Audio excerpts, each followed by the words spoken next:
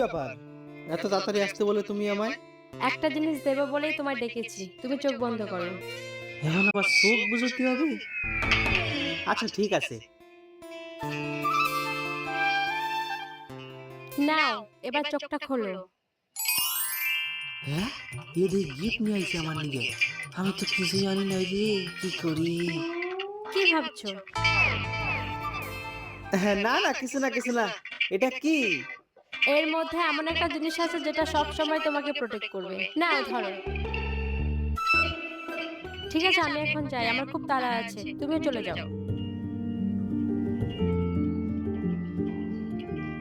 যাই, আমারও বাড়ি যাই, ছাগল বানতে হবে।